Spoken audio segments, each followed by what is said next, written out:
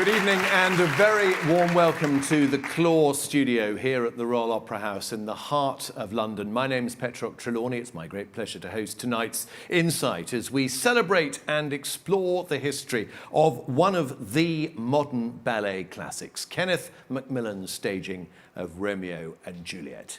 Kenneth MacMillan, of course, the master of the narrative ballet, and his interpretation of Shakespeare's timeless story sees the tale of the star-crossed lovers play out with impassioned choreography to the great music provided by Sergei Prokofiev, and on a stage filled with the glorious designs of Nicholas Georgiadis. It is amazing, isn't it, that it's 60 years since Romeo and Juliet was first staged here. It continues to capture the hearts of audiences and performers alike. This evening we're going to watch some of MacMillan's mesmerizing choreography, and we'll hear more about the creation of this ballet. Well, joining us first here at the Royal Opera House, rehearsal director Christopher Saunders, senior répétiteur Gary Avis, and soloist of the Royal Ballet, Francisco Serrano.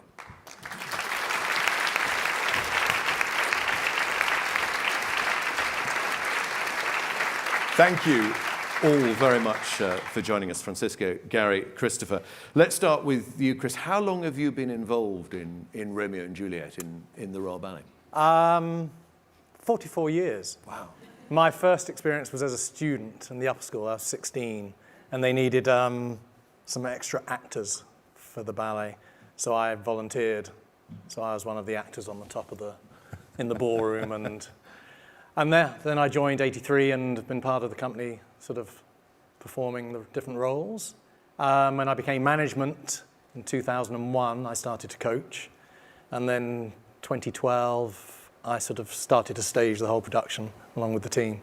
And it really does feel that it's part of the air here at the Royal Opera House, doesn't it? It's sort of, the patina of Romeo and Juliet is all around the building. Yeah, absolutely. And it's something that just gets passed along from when you join young. You sort of do it every 3 years, or used to do it a lot more, obviously, because we had less rep 40 years ago. So the repetition, we sort of did a lot sort of more frequently.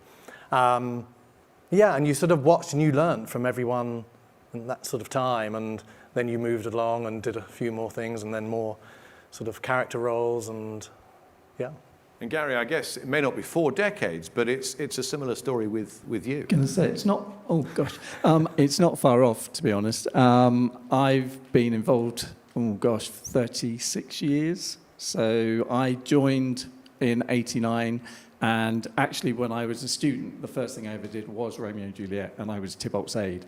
So Tybalt's aide is purely a role that a guy just literally stays with Tybalt throughout the second act fight, just in case his sword breaks or he doesn't get the sword. So I did that, and I was also a dead body in the crypt, which used to terrify me because I was always convinced that I would fall asleep and then literally at the worst moment pop up and wake up. But that doesn't happen anymore, so we don't have the dead bodies in the crypt anymore. But that's a shame, isn't it? Yeah, the dead body role. No, I wouldn't want to put anybody through that anymore. Let's go on, Francisco. You're returning to the role of Mercutio. What do you enjoy most about this role? I think the character behind him, I think, is really interesting. The cheekiness, the cockiness, and also like the chaos that you can bring to the stage. I think is really fun. Also, the death scene is really interesting. I think. It's kind of the last time I did it was the first time I had to do something so intense with the character, which, I find really interesting. And it is a ballet that's a universal story as well. I mean, we've all grown up in one way or another with Romeo and Juliet, whether it's through doing the play at school, whether it's through West Side Story, whether it's through films of it. It's sort of rooted in our world, isn't it? Totally agree. Yeah. And does that inspire you when you're performing in the? I mean, definitely. Like you said, it's something like so world known. It's just kind of an honor, honestly, being with people that have been doing the ballet for so long and kind of bringing down knowledge and tips and tricks and just ideas on characters and on everything. It's amazing. So, Chris, what are you going to rehearse for us? We're rehearsing the sword fight in Act 2 between Mercutio and Tybalt. And Gary, what should we look out for here? Hopefully nobody gets hurt, and just actually how difficult it is and how actually intense it is, isn't it? Yeah. you really do have to rehearse it to a point where, for health and safety, it's Yeah. absolutely paramount. But it's really intricate. It's a very intricate piece of choreography. It's not just sword fighting. You're having to cover, ground space and all the rest of it. So and it's about trying to get the personalities of the two characters really prominent and really evident within that piece of choreography and fighting. Well, stay safe in our rehearsal this evening. I'm going to step well back from the stage. Thank you all very much indeed. Francisco Serrano, who is going to dance Mercutio. Gary Avis will be Tybalt. I'll take your microphone, Gary. Chris is in charge, and we have Kate Shipway at the piano.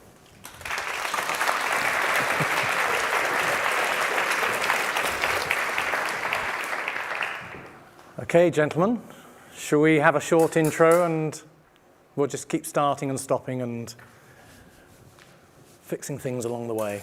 Okay, Kate, thank you. And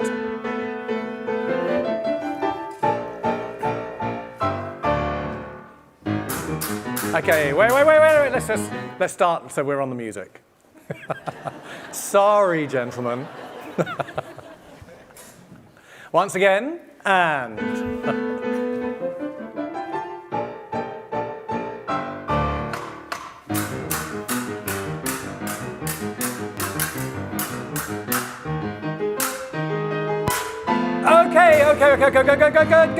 good. We're just going to do that again.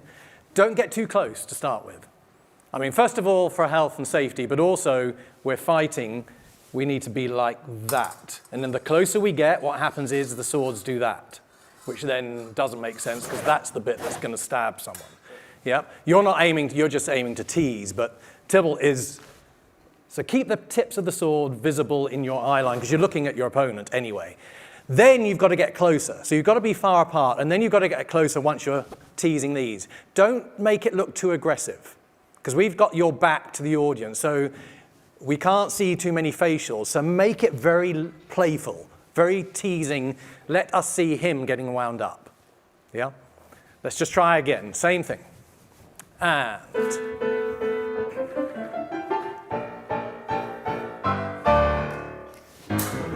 That's it. Keep it low. Now go in. And closer. That's it. Yes. And away you go. That's better. Good. Now the sword. Back. Easy. Duck. Down. Good. Now, okay, stop. So that's a hard one because you've got to keep the distance again from here. Gary, you can help because you then need to go in. Yes? And again, watch for health and safety that if I can borrow your small sword, watch it doesn't become a stab because there's his thighs there. Just make it a little flick. That's all it needs to be. And that's not going to do anything. Yes? But just literally flick it. Let him wonder where it's coming from. Almost confuse him. But the hard bit is because you're so far apart, finishing off the little sequence before. So if you can hold back just for him to come onto you, and then the reverse happens once you've done those little teases across for the swipe and all of that. Can you, when he does that little stroke across the swords, and then he goes whoosh, could you, rather than do that, can you go, keep watching him? Really tease him. Really look at him and tease him. He'll just go swipe. Now keep watching. And really do it. Duck, last minute. You can see, if you do that, you also can't see the sword. But if you can see it and it's also musical, and go. Yeah, and then that way, Tybalt, rather than going so that he misses you, can actually go right along the horizon. Whoosh. Yeah? We'll give that one a go. Shall we, yes, have you got the da-da-dum, da-da-dum? We can go right on that. Ready, and. Now, keep better, go on. That's it, now close, tickle, tease. Okay, good. Good. You could still be a little bit closer. Watch, you're a little bit rigid with the arm. Just use the That's it, flick it, just flick it. Use the wrist to flick. Then when you've got the swipe, now the stab, you've really got to go, and you're going to be a good, that far, either side of his hips. Because we're not watching from here. If we were going straight up stage, that would look crazy. But from the audience point of view, especially with this long sword, you've got to come in close, so it looks as if he hadn't have defended himself, you could have got both hips. But it's not going to be dangerous because you're nowhere near, and then he will just block rather than try and meet your swords. So if you can, you've got your distance, now go in. Yeah, so you've got to sort your feet out, what you want to do with your feet. Make it natural. Yeah, make it part of your character. If you have to do something to just make him go, oh, you. Just put something in that's very natural, that helps you move. Don't feel you've got to stay grounded, okay? Let's do the same place, because it's getting better, but you're a little bit tentative ducking under that sword. Don't be tentative, duck. Here we go, and tap. Now play for, gotcha! That's it, good. Now go close, close, close, away, stab, that's it, better. Yeah, that's it, sort your, down, up, swipe. Okay, good, good, good, good, good. Stop there. Thank you, Kate. Thank you, Kate. Dumb. Very good. That's coming. That's really coming. On these going across, it's hard because the step repeats. Try not to make it look like we're just repeating the step 3 times.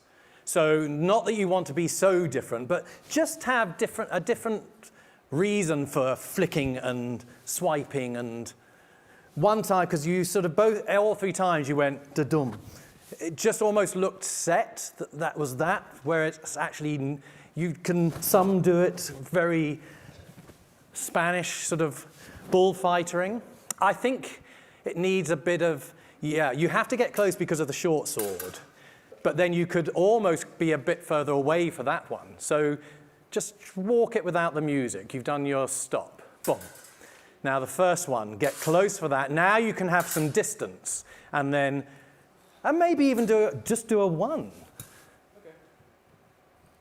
If you're going to do 2, make sure they're both part of the cape. If you're going to do it to make it look like you're doing like a bullfight. But absolutely. Just watch when you do the short one that it's not poking that way, that we get the idea that that's the cape, that's it. No, that's a hard one to pick up because it's in the middle of the phrasing. Play on have you got the? Kneels? Yes. Yeah. Is this a lead in or right on it? Right on kneels. Ready, and go.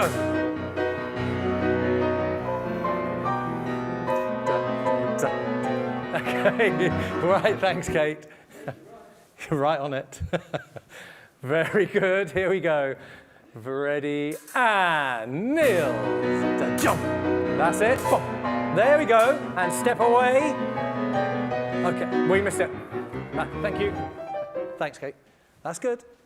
First 2 are good. Don't change it so that it's not just a repeat. Otherwise we go, oh, I've seen that. Oh, I've seen it again, which we sort of don't really want. Just while we've stopped, just going on, because another thing I was going to say, the tap, tap, can you step in a little bit? Because again, a health and safety, if you're too far as you swipe, you've either got to go down here, which then doesn't look like you're trying to cut his legs off. So if you can step in, you can also then have the sword more here, which will then be out the way. If you're too far apart and it's this way, there's more of a chance he's going to catch his feet on this side. So if you can go right, that's it. and get your hand as low to the ground as possible so that there's less of a diagonal slant on the sword, then we'll be fine. It's just taking those little moments of danger out so that there's no danger, which is what we want. Because it's so fast and you've got to be so in it, the best way is to just take all those dangerous moments out. And it also gives movement for Tybalt to really get low and swipe. Should we hear that's Twyler?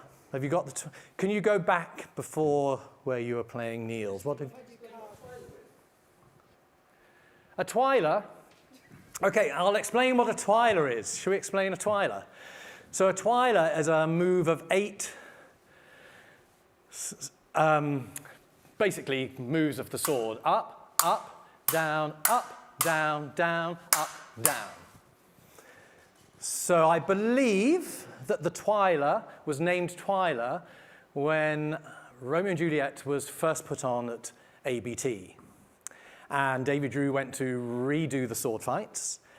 And they needed put in a sequence that different characters and in the fighting scene in Act 1 could do. And this sequence of 8 strokes needed a name. And I believe Twyler was in the building at the time, and it was called a Twyler.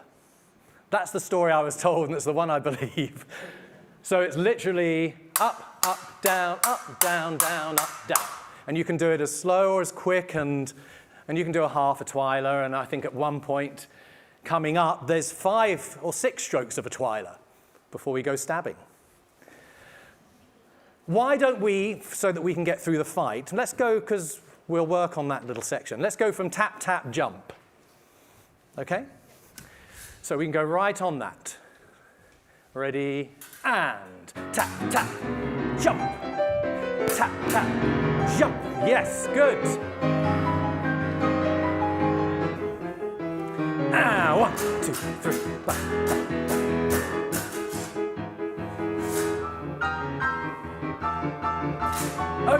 Okay. Now, just going to stop here because this grand jeté en tournant is a hard one because it can look very much like you're just doing a grand jeté en tournant. Going way back, there have been Baku shows that have almost done it like they're doing, like they're bull's horns. So you're not getting in the way of anyone, but you're sort of, because you're jumping and you're in the air, it was quite a good look. Yeah, it's a different way of rather than just going, because actually fighting, that's not going to do anything anyway. And even teasing, it's not like you're rubbing up and down the blades or anything. So if you place them not down to him, but above his head, that way, yeah, like you're almost stabbing from above, see if that works. It might feel really strange. And stab it. Yeah, you need to not do it before you take off. You need to do it as you're jumping. It'll be something that, if it's not in the body, that we can work on. Push away and tease, way. That's the idea. That's the idea. Now here's the 5 of a Twyler coming up. Now what you must make sure is that you don't turn too soon because we've got these stabs and you need to keep traveling back on the stabs. Yeah. So once you've done the grand jeté en tournant, we need to come back and around to have space. A little bit. Should we go from bum bum bum bum bum bum bum bum bum bum bum bum bum bum bum? Here we go, and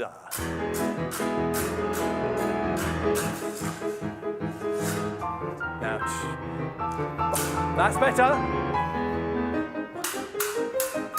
Stab, stab, stab, stab. Down, down. Good. Okay, good. Stop there. That's pretty good. Pretty good. Watch the stabs up. Don't get too high. Let them be at his shoulder height.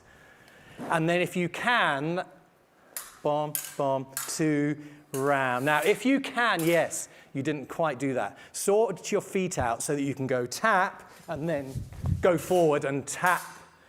Yeah, really lunge forward to this side to tease. Because again, you've got your back to the audience and it gives really good body movement if you can really quickly get all that around and down to there. Yep. Same place?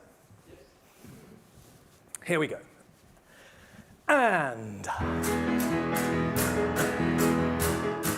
keep the teasing going. Yes, wind him up. That's it. Go, go, go. Easy, easy, easy. Lower blades. Okay. Wait. Okay. Thank you, Kate. So that's, yeah, we get too close. And the minute we get close, it actually becomes harder at a faster tempo.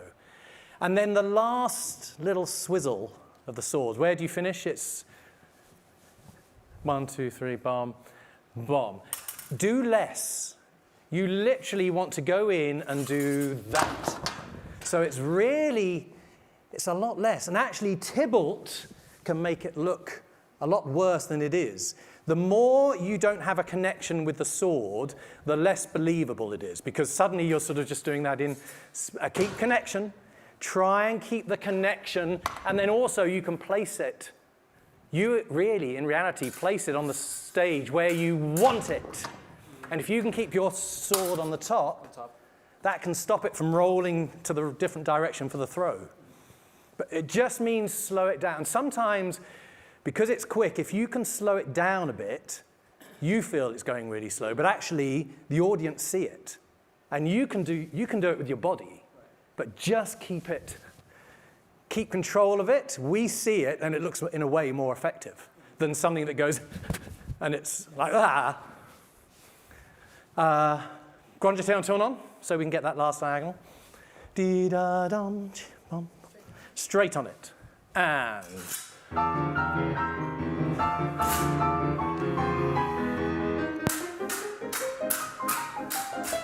good.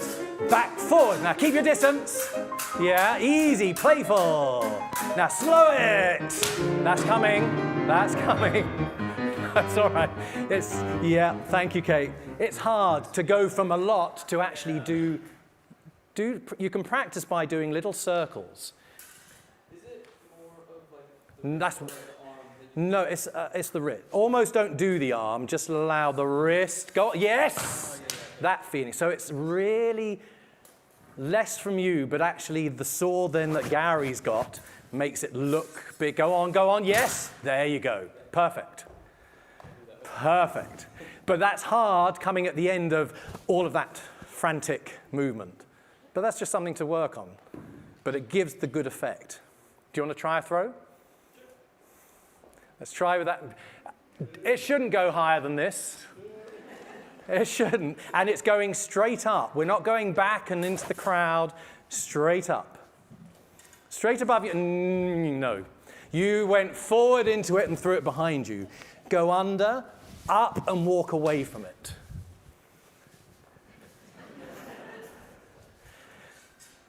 Yeah, it's coming. You've got a little bit of, that's not bad. But for safety reasons, you want to go up. Doesn't want to go anywhere else. Now, straight up and go almost. Yeah, see, it's going back to where he is. But he's going to come forward and get it, which gives him momentum for coming forward and pushing through. But it's good because it's not twizzling and spinning around up there. Let's try that one thing going into the throw of and we can finish with this dab of, I'll push you back, as Romeo would. Same place, please. And.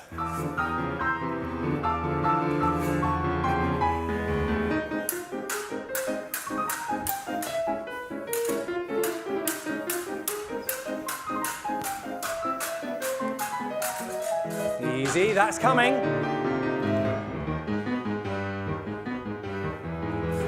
And throw. Oh, Francisco.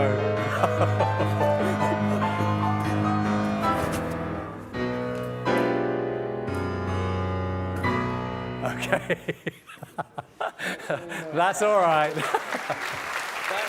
That I know. And that's what's hard. You can practice it without music, and as soon as you've got the rhythm and you think, oh God, I'm panicking, I've got to throw it now, time's running out. It's just stay really calm, do exactly what you've done. And when it comes here to being pushed back into the sword, just have your right arm just open a bit so that that sword will go through easily. Yep. Thank you, Gary. But good. If we just need to calm those couple of little moments down and just the spacing in between. So if we can get the distance and we can get that sort of close relationship for that real tease wind-up part of it. Excellent. Kate, thank you very much. Dancers.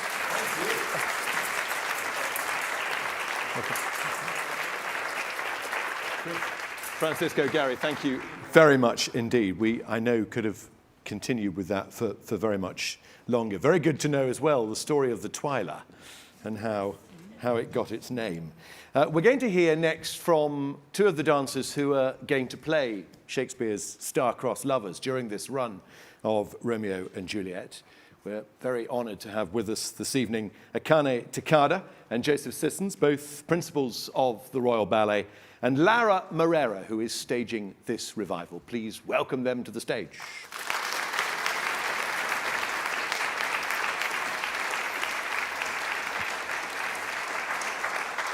Akane, how is this for you, starring in Kenneth MacMillan's Romeo and Juliet?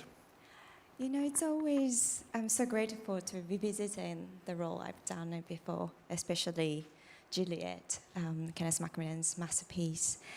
You know, his piece has this incredible depth of emotions, and, you know, Juliet is the role.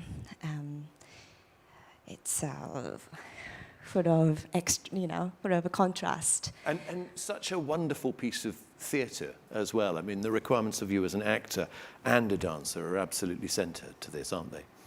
Yes, yeah. It's always challenging, but at the same time, it's a rewarding experience on stage. Joseph, this is your Romeo debut. Yes. How do you feel? Honestly, this is my absolute dream role. So it's pretty special. It's incredibly special to be dancing it with Akane. She is the most incredible Juliet. I've watched her take on this role with so many other Romeos since I joined the company, and I always dreamed. I was like, one day I want to do it with Akane, and then look where we are now. Here we are. Yeah, it's brilliant. Lara, what are you going to rehearse for us this evening? So today we're going to rehearse the bedroom pas de deux. So this comes in the beginning of the third act. It follows pretty much what you just saw. There is the fight between Romeo and Tybalt, which kind of makes the events that you're about to see. So this is the beginning curtain up on Act 3. It's all yours. I'll Thank take you the very microphones. much. Thank you very much. Thank you. Thank you. So I know you're very early on your process. And you were taught by Edward Watson, the role, who came for a few days to work with you. We saw each other on Monday for the first time. And you worked with also Stuart Cassidy, who is also helping you shape the role. So I think we should, you are on the bed. Romeo wakes up, knows that daylight is coming, he's got to go. He's been banished from Verona, never to be seen again. And take your cape, have one look out of the window because he loves Verona, he loves Juliet, and he loves Verona. So I feel like that moment is just to take in this beautiful place that you're never gonna see again. Juliet wakes up. And we're going to pick it up, Kate. Just a little intro into Juliet's walks forward. Thank you. Now, where do I place myself?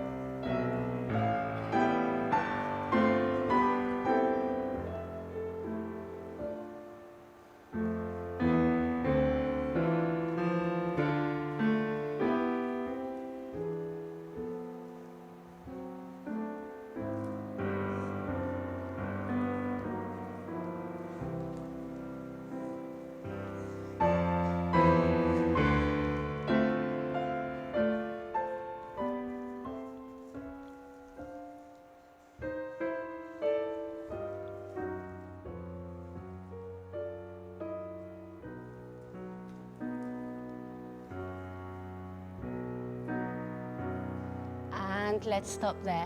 Thank you. Thank you. Thought I'll give you a little taster. Because I talk so much, I thought I'll give you a little taster before I get into it. Nice. Really nice, Akane. Right on. Remember that you can't bear that he's going.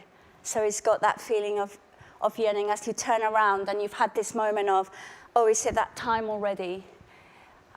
I just can't, I just can get you. This was beautiful, much more expressive than the other day. Take off the cave, please don't go. Now this was a bit weird. I think you might have traveled a little bit too much. And I think, remember that almost the angst of what she's feeling is on the leg. You don't have to put anything on top. Cham, pam. Yeah, I think you can do that passe a little bit higher so that it feels like cham, pam. From here, it goes straight up. And then is that an attitude, Akane? I have a feeling. It looks a little bit open. Yeah. Jump, pam, up, down, change, and good. And then I think, Joe, you're just overturning her a little bit. So once we see her heart here, she's trying to go, she's doing that to go there. So I think this foot, if she has that journey to try to get away from it. They told me you're going to move a lot with your microphone. I was like, no. And jump, heart up, good. Pam, pam, go, and heart up, go. Yeah, we can really shape that leg, and it might be also up to you, Joe, that it's very much about how you shape your feet to pick her up. Good, then this moment, once you come down, I think this moment just needs a little bit of angst from her more, and from you, Joe, it's also not just being light with this step, but that once you've had the conversation that as you both go here, so she feels the weight of it before she opens up, before she goes a little bit more. Let's just do that with Kate. Yeah, I'll leave you to think about that. Right on her walking, actually, Kate, right on it. Yeah, thank you.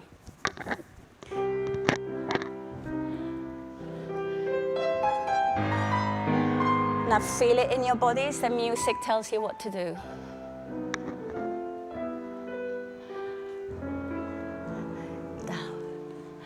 Up and lift. Good. Up and lift. And slow, and you're there. One and up. Okay, good. Good, good, good. Thank you. Let's just stop there. Thank you, Kate. Yeah. Just remember the structure. The wonderful thing about MacMillan is that the structure, it's there. So actually, it's how you color in that structure so that you absolutely know where the heads are rolling. That time, it wasn't quite musical. Jump, lift, down, up, and change, and lift. You might have to lift her a second earlier. Turn a bit earlier, like quicker, right? I think just pick her up earlier, okay. so we don't see that waiting for her. Lift up, there we go, yes. And heart to the ceiling, Akane, on that one. So you have that beautiful expressiveness, good. Tum, pum, pum, pum, pum. You know, so that is within the structure, good. Then the difficult thing about this pas de deux, like all of MacMillan's around Act 2, Act 3, is that you are showing different emotions. You know, so it can't all feel like a fight. So I think you have to mold your body so there's yearning in there. So Joe, if your legs are so fast, it just feels like both of you feel each other that way. Turn around, bring her to you. Okay. And then get that arm around. Yeah, get that arm around so from here she can absolutely go back to that before you drag her. Yeah, it's very visceral, so you need to feel it from here also, Akane. Yeah. Just see that before we involve Kate. So, and there, off, right, yeah, make sure her are best, good, better. And there, lift, and in. Yeah, Akane, I think you need to wait for him, or Joe, you need to do it, because at the moment she's going for it, and it's getting a bit, she's just waiting, bring her to you. Okay. Yeah, however rhythm, whatever rhythm you want, but she's in and then she goes again. I just can't bear it. Feel each other's bodies and make them different, yeah? That was better though. Joe, make sure you don't overturn her so we absolutely see that line of her arabesque. Good. Let's go a little bit before that. Yes, thank you, Kate.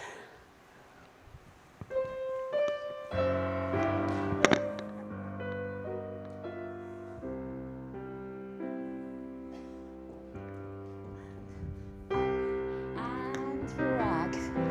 Good. And pull. Nice. Change.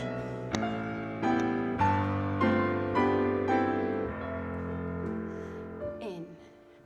Lift and turn. Let yourself go. Up and down. And lift. Take a moment, Joe. Please go up. And come to fourth. Okay, good.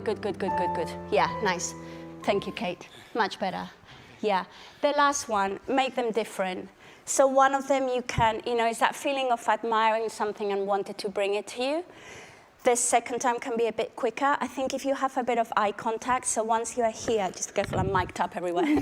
Once you're here, chum, pam, start going, Joe. So then this moment is just, it doesn't become a move, it's just your side to come down. Okay. Then if you're musically like that, which is good, then Joe, you can have a moment, please, as she kind of weeps. Okay. And then this moment is more about trying to be close to each other.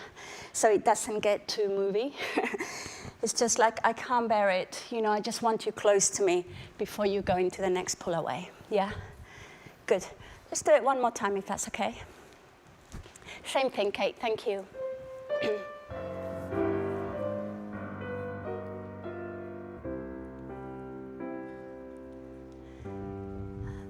Up, back, good. And away and pull her in. Now calmly, good. And up and in, change. Let her do it, sigh and to the floor. Good. One and up.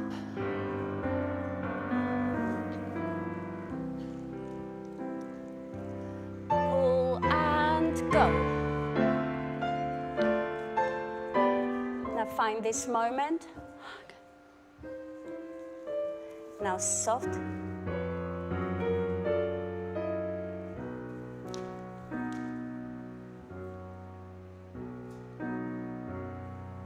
Okay, nice, good. I think musically we're going to be a little bit late. Yeah. Nice. So all of this is much better, yeah. This is good, this was good. Akane, I personally think it should be a small fourth when he lifts you. Oh, I know, yeah, I think it looks different. It's almost like she's in fourth, all that happens is that small fourth and then down. Then if we can have a little bit more promenade, yeah.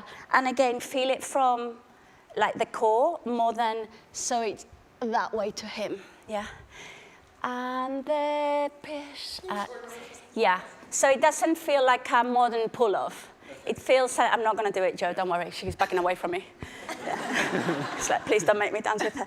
But just a little bit more that anxiety. You don't even need to go further. If she's there and you promenade, we already feel her angst more than a massive pull-off. Yeah. And make sure you look at him and jump, down, change. Yeah, Joe, make sure you go around. Good. Then this moment is good and turn her. Yes. Now I think you can be a little bit more active on this. Jump, turn her a little bit sooner. So then this is the longest moment.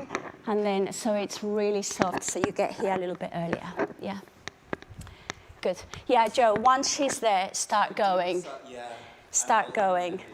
Yeah. So there's a conversation. Otherwise, we just see a pull-off, and up, and around. But if it carries on going, we get her whole journey. Yeah. Good. Let's just go a little bit before, from the lift. Yeah, thank you, Kate. Oh my, stop touching things, Laura.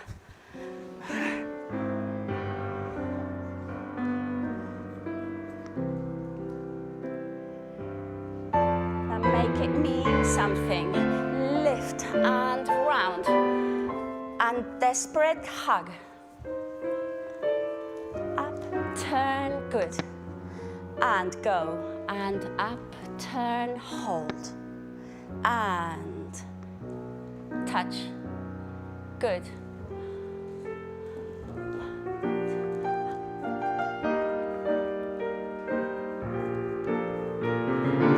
Change. Nice.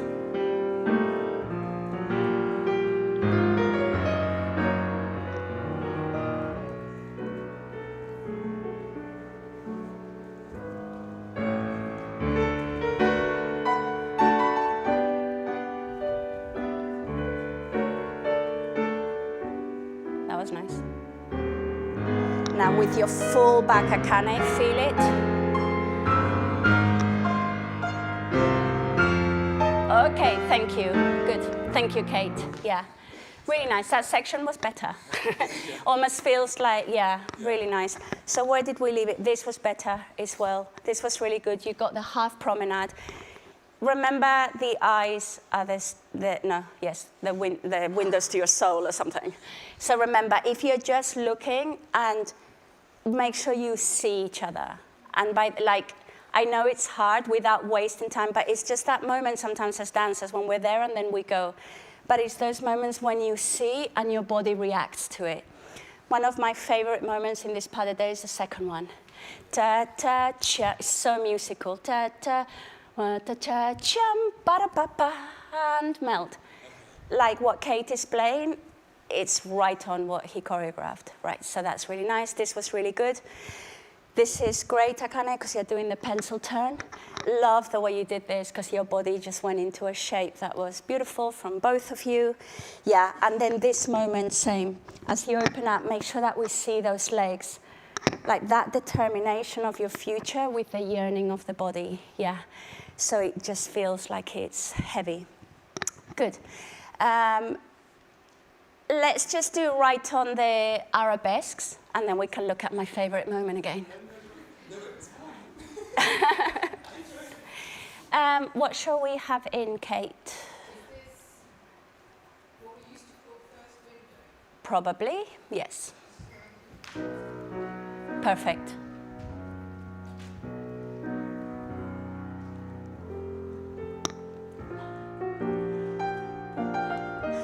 Okay. You okay? Yeah? Same thing, Kate.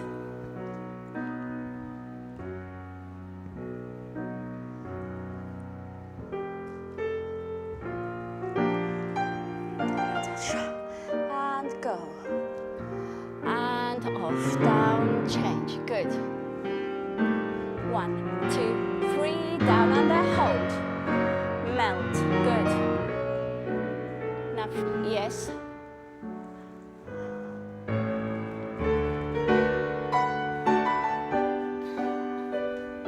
Make sure the leg is right behind her. Hold, hold, lift. 2 legs. Good. And go. Good. Here. Now hold it. Feel your breathing, Akane.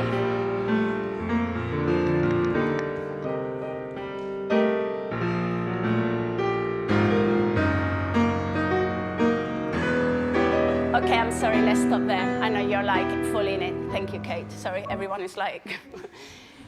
Yes, Joe, make sure that you are maneuvering her so that her legs are not dropping, even within the emotion in those moments.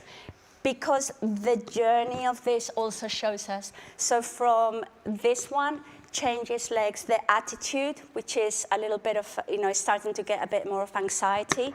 Make sure that that leg can stay up. The leg stays up, get that across to pick her up. And then curl around his body, yeah? So that was good. Because of the change of set, I do think, Joe, once you have her here, if you look and she reacts to it, so it's very clear, you can say I think your dialogue is there's no way you're leaving this room. So however you want to do it. And then I can't, and So there is that moment of tension before you go, yeah? And then really allow him to maneuver you, Akane, so you're not doing it. Good. And then let's see if we can get a little bit better across through, yeah, just so she's in a better shape. Good. Let's go from, you're not leaving this room. Have you got that in the score, Kate? funny that. Before the upside down lift? Yes, yes. Into this diagonal one. Yes, exactly. Just play it and see, sorry. Oh, yes, perfect. Thank you. Keep the legs, yes, Joe, don't move that leg for her. Now find the MacMillan again, right, keep her legs exactly where they need to be.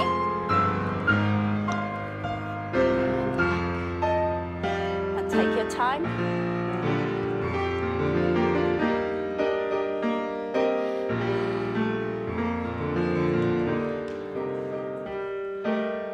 Keep her on her leg and across. Better.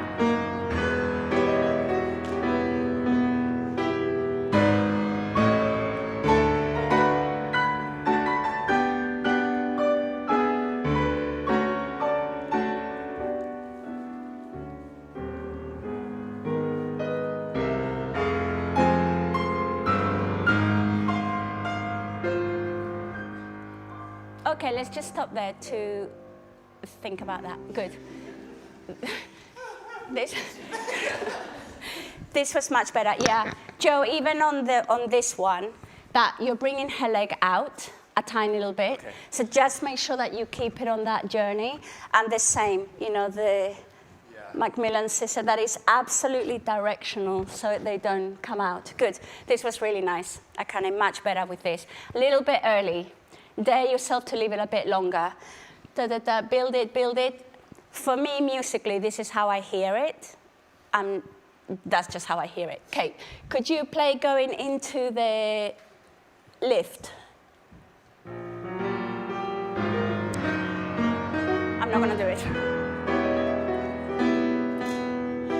Jump, pam, pam, pam, pam. Show it down on the change and hold. I cannot. Yeah, thank you, Kate. Thank you. Yeah, I think we need to see that moment. It's almost religious, that it's there. Turn her around. Now this moment is, to me, I don't know what you think, Akane, but I've always felt that from here. It's that thing of if it's without you, it's not worth living. So you almost show that crypt moment, but it's not just like I'm dead. But I just don't want to live. Because there's a danger that you're not doing this, you're gorgeous, but there's a danger that it can become very much like, no, why? But we don't want that. We want it to absolutely be heartfelt. So this was really nice. Joe, I think you need to turn her, and once she does that, you need to just come forward with her. If you're still turning her, we miss it. Okay. Yeah. Yeah, so once you're up here, that she starts, if you're going to turn at all, you need to turn there, and then you're kind of like watching this, but she's not dead. Then in the crypt, I'm sorry for spoilers, then in the crypt, you're going to have that moment, same moment, but this time she really is gone. So we get that reference. Good.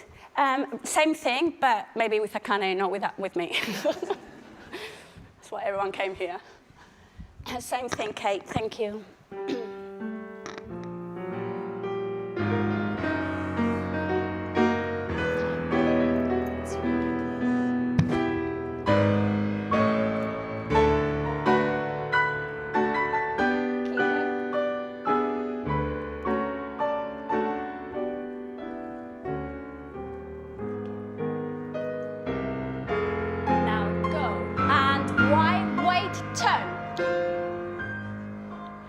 Hold this moment and make the semicircle.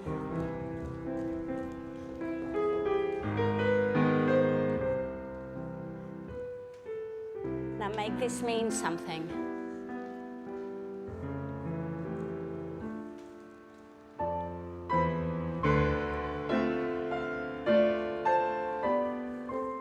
let's just stop here before this lovely moment.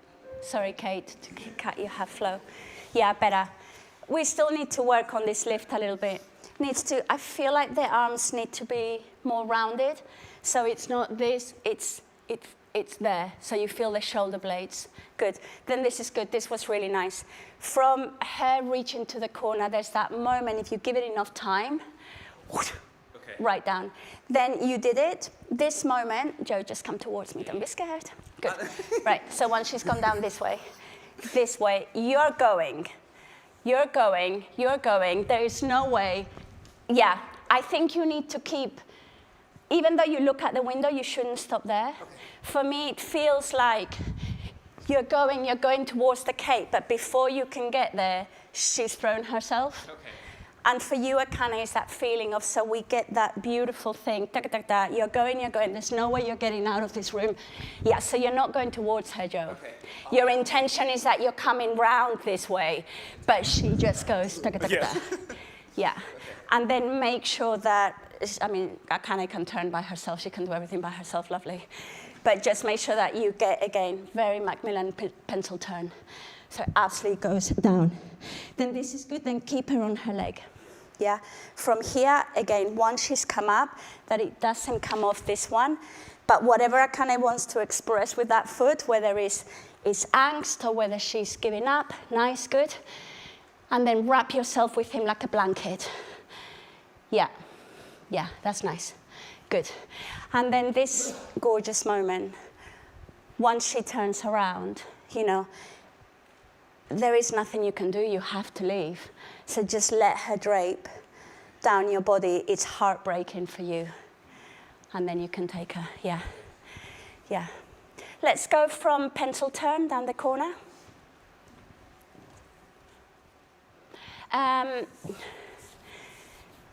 What have we just done? So we've done big lift. Yes. Yeah, thank you, Kate.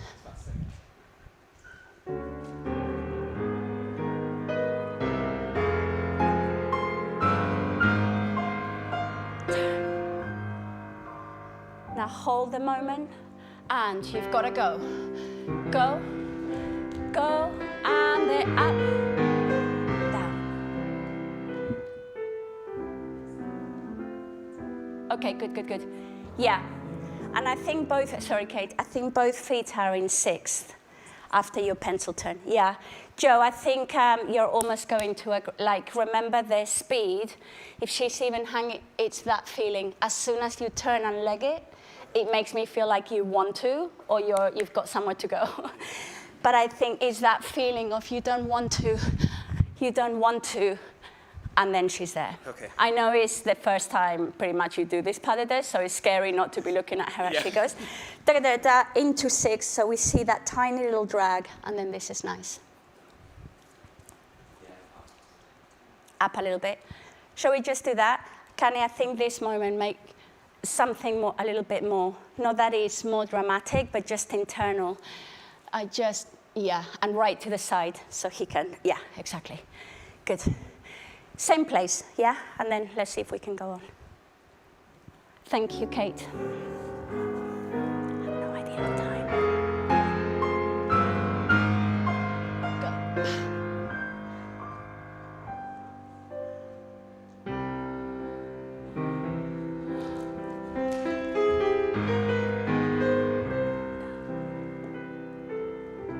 Up, right on, okay. Too much, thank you. Sorry, Kate, we're having a bit of problem with this. Yeah, that was much better. Again, don't drop her so low. It's more like once you hold her here, she's draping over you this way. So then it should feel easy for her just to get her feet up and over. Yeah, that was better. Joe, really out of nowhere. Please. Okay.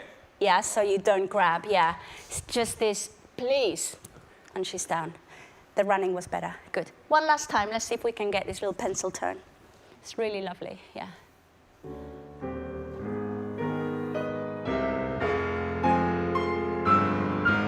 And go, change.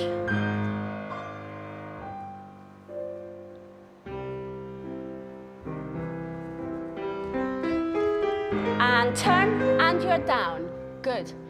Now lift her up.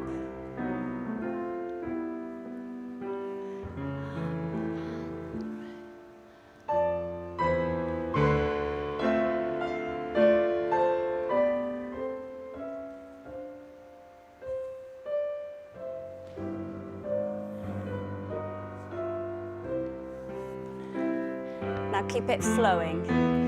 Up, down, change, lift, up, and look into each other's eyes before they pull away. Find your feet.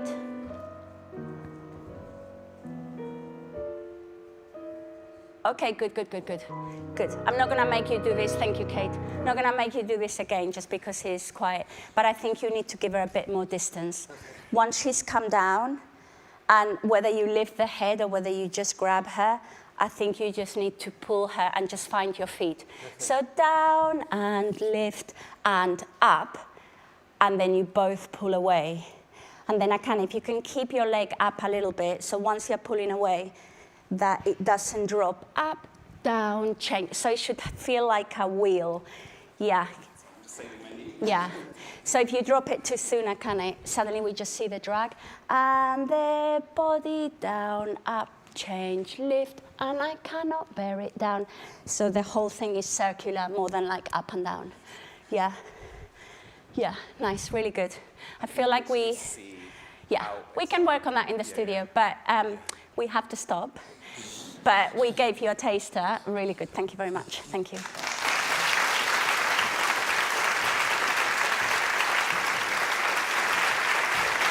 Akane, Joe, thank you both very much indeed. Laura, come over here. Thank you to Kate. The fabulous Kate Shipway, bringing Prokofiev's score so gloriously to life this evening. I think a little round of applause for Kate.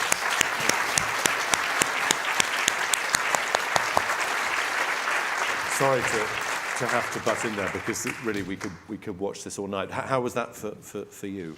Yeah, it's great. I mean, it's starting so early in the process, and what's most admirable is that you can play it in so many different ways. But like I said, the structure has to be there, and a lot of the time it's just the difference of the footwork, say, of the man partnering, that makes it look from frantic to something that has another feeling. So it's just getting those details in and just having enough rehearsal to explore all of that. We talk about MacMillan as being this creator of great narrative ballets, and I was very interested there that you were using the words. You talked about dialogue a couple of times. You were describing the things that are very specifically set out in Shakespeare's play, and that idea of Romeo and Juliet as actors and dancers is particularly vital here, isn't it? Oh, yeah, absolutely. I mean, it's interesting because when I was, researching and going back to one of the inspirations of Sir Kenneth MacMillan for this, which was the Old Vic play, the Zeffirelli, and I just saw so many, how he said, I'm going to change the way that Shakespeare has been spoken, and which is normally in a certain way, and just make it more about the emotion. And I thought, that is exactly what we're doing with this work, with our bodies, and to bring the scenes of the town more realistic, and you can almost smell the town. And,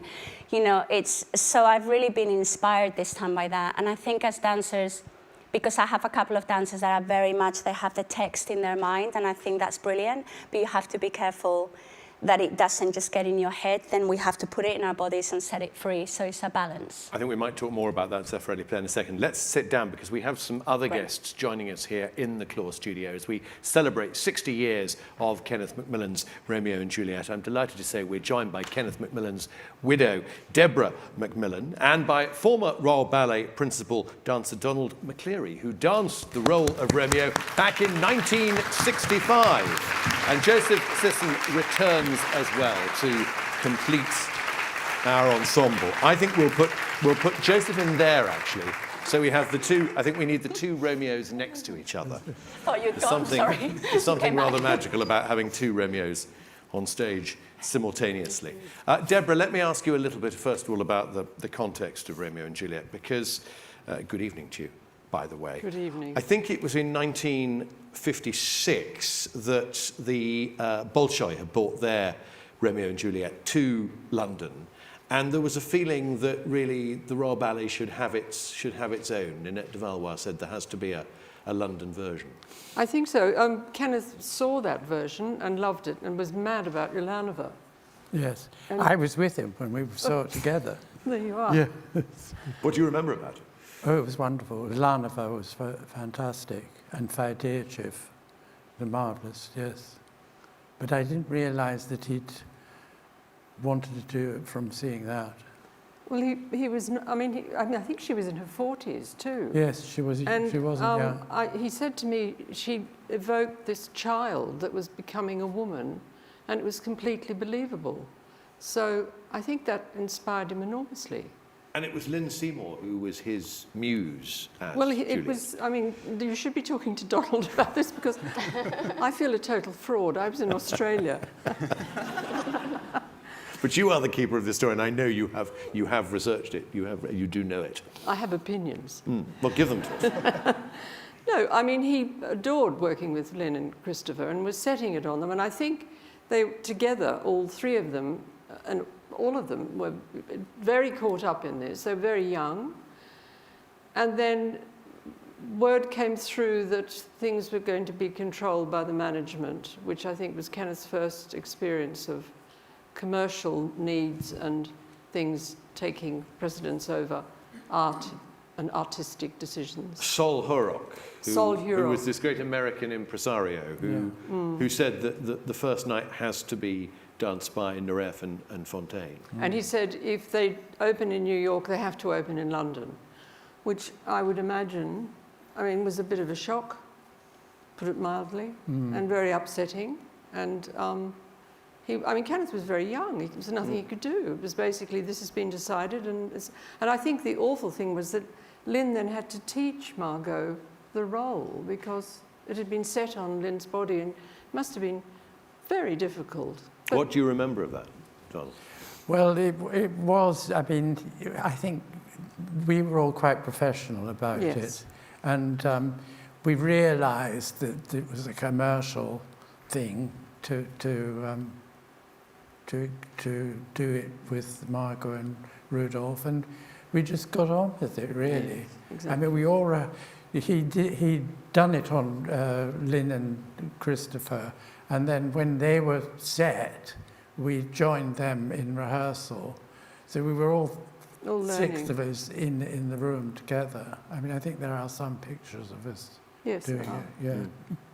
And I suppose that was one small part of the story. I mean, you were saying to me earlier on how the atmosphere in this building was so excited, so lively around the first performance. Oh, yes, it was. I mean, it's a sort of strange thing that you sense when something is extraordinary and is going to be good.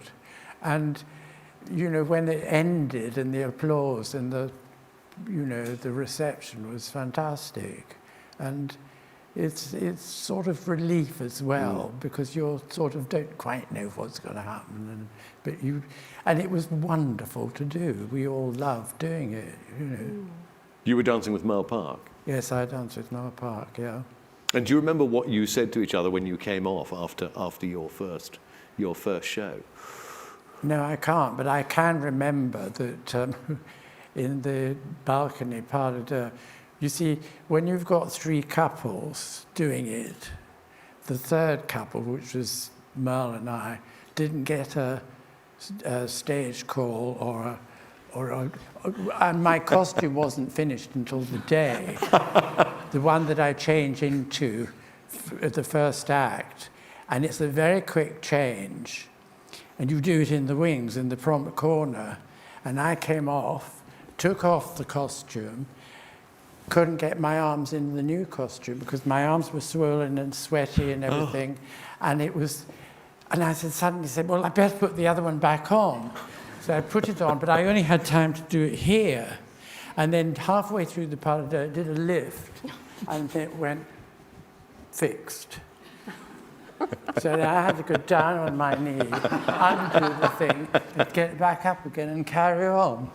And nobody noticed. That's wonderful. What a great memory of. I know. Well, how can you forget that? Of that first night. Yeah. Lara, we talked a little bit about the power of this piece. I mean, you're staging MacMillan ballets around the world. Romeo and Juliet, this big ballet that relies on its star quality, doesn't it? I mean, it is absolutely a vehicle for great dancers and a great way of showing off a company and all its strengths. Yeah, I think what's interesting staging it this time, it's everyone has to be that great dance actor. Because and I was thinking about this today because I've got a notes call tomorrow and I want to go a little bit more into the story, just because the company, of course, at this level, we go deep, but they've grown up with doing, I mean, what did you do, Joe, before you... Well, I was not bridesmaid. I was bridegroom. Did not expect that. Yeah, I started off as bridegroom. So you get a feeling, we're going very much into... But actually the things that I'm telling now to those principals, whether very established or starting up, it's the same things that I'm telling the company that are just starting. It's realism, but you also have to have stagecraft because you have to put it in your body, you have to know the space, you have to know how your own performance is affecting other people. But I think for me, I did Romeo and Juliet, I think my second year in the company, and I think it was a real discovery for me of, without too much pressure, where I could take, how things were making me feel. I remember during Tybalt's death, because I thought it was so horrific that I was almost wanting to be sick. And I told my dad, and he thought that was hilarious. He was like, "Oh, you're doing the sick scene today." And it was it just made me explore, but you don't obviously have the spotlight and you have that pressure. So that's what we're encouraging everyone. And we have very young people, established people that are keeping it together, a lot of students that sometimes have to come in. So it's really teamwork. It's fantastic. And does that make it easier, do you think, that it is in the blood of the company, that almost everybody on the stage is going to be working their way up through a sort of elevation of yeah, I mean, that's the ideal. The ideal is that you have experienced that before you go. And actually what's interesting is that even watching Act One townspeople, your eye goes to people that they can hold the stage. And weirdly enough, I see that they're going into the Mercutios, they're going into the Harlots, just people that can own the stage and find stillness, but still say so much with that. And it's like a constant exploration. It's exhausting. I love the way that we've got two Romeos on stage, and I'm just going to give you both warning that you might have a question that you want to ask each other as Romeo's old news. Good. So hold that thought, because I just wanted to give you warning of that. And Deborah, I wanted to ask you about the context, because Lara mentioned the Zeffirelli staging of Romeo and Juliet that was done at the Old Vic, I think in 1960 and 1961. And that sense of how well known the story is. There are ballets that the stories very much come from the ballet world. Then there are ballets, Romeo and Juliet being a perfect example, that are these universal stories that so many of us know through so many different media, whether it's theatre, whether it's opera with Romeo and Juliet, whether it's cinema, whether it's studying the play or reading the play. Did that appeal to him, do you think, that this was such a universally known story? I think he was terrified because, something's incredibly well known and there have been a lot of versions and it's almost like your cheek to have another go. But Lara said something earlier in the evening about you almost should smell the stage. And I think his choice of Georgiades, who's Greek and he'd worked a lot with, and I think the two of them produced something that makes you feel you're there in a real Italian place with real people. And real behaviour, and I think that's what he's always wanted in his narrative works, that everybody on that stage is as important as the stars, because if they're not doing their job, it doesn't matter how brilliant the stars are, the whole thing falls apart. I mean, I had seen the Paul Zinner film in Australia. It was the first ballet film I'd ever seen, and I thought it was absolutely miraculous because it was so colourful. And then when I came to England, I met Kenneth, and I realised that he was the choreographer. I did a bit of a gush. And he said, I absolutely hated it. And I said, oh, why? And he said, well, because Paul Zinner was fixated on Rudolph. It's the Rudolph story. And I hadn't seen Romeo and Juliet on the stage at that point. And then when I saw it live, I absolutely understood what he meant. It is about the star-crossed lovers, but it's about the world in which they live and the families and the social climbing of the Capulets and, the fury about her not accepting Paris because Paris is a kinsman of the Prince of Verona, and this is another way they can get. And, we see this in our daily lives, people social climbing through their children endlessly. And I think that so the was Star-Crossed Lovers are just one part of the story. Well, no, it's it's the key part of it. But set in this rich context. Yes, it has this wonderful, it's like a wonderful jewel that has the most fantastic arrangement to allow it to shine. And because of the ensemble playing of this company, which is in their DNA, they understand that. And that's magical. Because a lot of companies don't have that. They have to learn how to do it. And those Georgiades designs that are so important. But I wonder if, Joseph, there's a moment when you first were in this that you got on the stage and just took a moment to just think, wow, what am I surrounded with in terms of how this production looks as well as my colleagues? I think I can pinpoint a real moment that I think it was like my second season in the company, and I always knew how special this company was and how special this ballet was. And as a student, I used to sneak into the opera house with my mate to sit in the wings and see everyone's debuts. But I remember being in my second season, and there's this one moment after Mercutio dies, and there's an impact, and he goes to Tybalt, he goes right over to Romeo, and it's the most dramatic death. But then MacMillan has choreographed this complete and utter freeze. And then just in the back, it sounds really silly when I explain it, but just in the back, in middle of nowhere, someone just creates the cross sign. Yeah.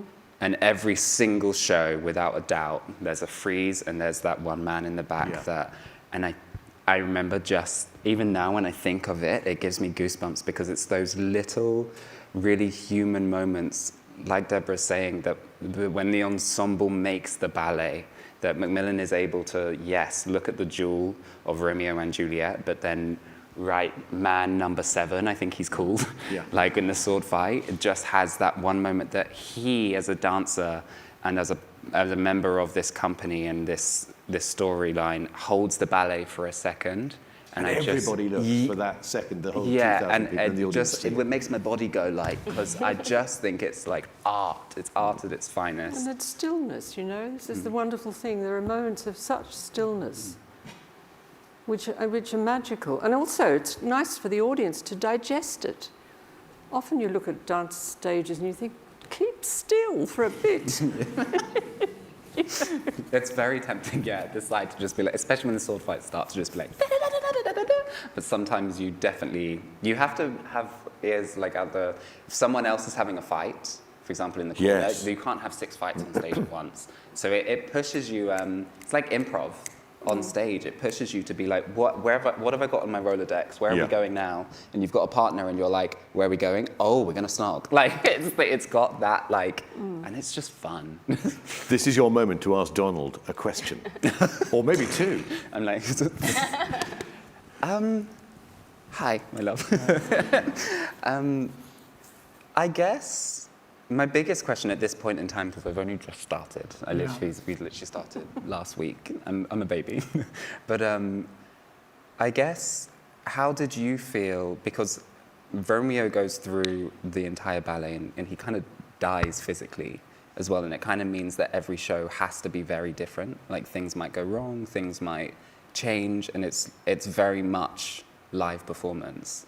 And how you may have dealt with that, and what was your intention going into each show, is to try and make it different, but knowing that you achieved, if you know what I mean. Well, I don't think I thought that way really about it being dangerous or different every time. I mean, once you've discovered how you've rehearsed and you've thought about it and you've got it in your mind, you don't have to think about what you're doing. You do it, tell the story. The big thing is telling the story. And about staying still is totally, you can do that a bit more in that part of deux, for instance. Yeah, thank you. No, I'm not going to go into that because no corrections on this. No, but stillness is a very important thing. You could be ahead so that you're still at the end. Okay. But just tell the story. You have to do the steps, but you have to do you get the steps in your body, so you're not thinking about the steps, you're thinking about the story. You're telling the story. And it won't be nerve-wracking or different or anything like that. Shouldn't be. Otherwise, you're not ready to do it. Sorry. No. That is a wonderful piece of advice, I think. Stillness. You're regretting that question. We're nearly... You know, you can hold an audience Yes. with being still. Yeah. And I always remember Robert Helpman, who coached Lynn and I in Swan Lake. He used to say that about, you don't have to go, if you think you're standing in Swan Lake, for instance, and you think you're hearing a bird, the swan coming, you don't go, oh my God, you go, use your eyes and then move. Yeah. You make the audience look at you, thinking about, have I heard something? And then you use your eyes. And instead of moving all the time, it's very good. Do you agree with that, Lara? To get them to look at you feeling it. 100%. You know. I mean, that's something I've gone into. It's easier with the principals than with the crowd, because to get the crowd, the balance between stillness and moving and nothing's happening, that's quite difficult. So, but I think when someone has asked me a question, and I think it was the same as Donald, I think with the character, you can go in many ways, and it's only different once you feel the essence of the character, then you can't get it wrong. You can go anywhere because it's true. Like you're feeling it and it's true and you understand who this person is, then that's when it kind of frees up and then you can go anywhere with it. But that's why the choreography is so good too, because if you do the dance like it's choreographed, you're telling the story. And that works. I mean, Plus the steps. yes. I mean, he was brilliant, Kenneth, not just in Romeo, but in other ballets as well. I mean, he was a good storyteller, and he knew how to do it physically. Deborah, we should have wheeled out a cake at this point with 60 candles on it. How do you think, and this is, I'm afraid, our final question, how do you think Kenneth would feel about the fact that this ballet is still absolutely at the heart of what the Royal Ballet is doing 60 years on, and probably will be in another 60 years? Well, I never knew what was in his head, to be perfectly honest. I wouldn't pretend to, but I think he thought he and the team and Nico had produced something special. He was always on to the next thing, you know. He was always, I mean, when he stopped as director, he said, I don't have to sit through another Romeo and Juliet. Which was terrible.